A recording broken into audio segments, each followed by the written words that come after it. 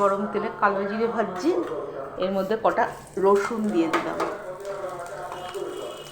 আর দুটো শুকনো লঙ্কা দিয়ে দিলাম। এটা ভালো করে ভাজবো। জ্বর হয়েছে, মুখে রুচি নেই।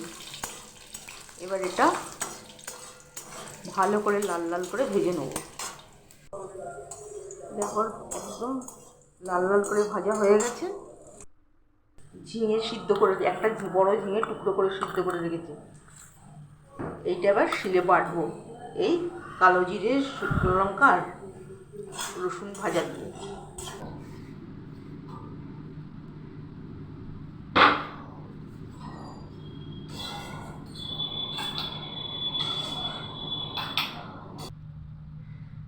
এই যে কালো জিরে আর শুকনো লঙ্কা বাটাটা নিয়ে নিয়েছি, এবার এটা শিলের মধ্যে দিয়ে দিচ্ছি।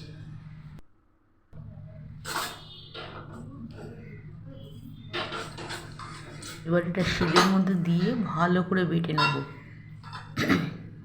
প্রথমে কালো জিরে, রসুন, শুকনো লঙ্কাটা ভাজা আছে, এটা ভালো করে বাটবো। তারপর সেদ্ধ ঝিঙেটাও ভালো করে বেটে নেব।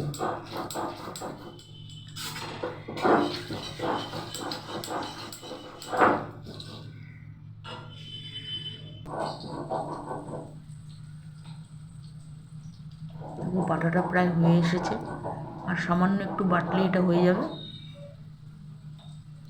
এবার এটাকে ভালো করে বেটে বাটিতে তুলে নেব।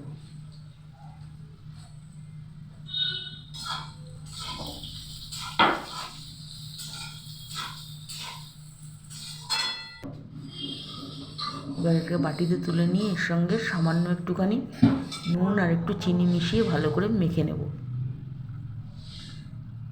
যেহেতু ঝিঙে, তো সামান্য একটুখানি চিনি না দিলে খেতে ভালো লাগবে না। তো সামান্য একটুখানি চিনি মিশিয়ে এটা ভালো করে মেখে নেব।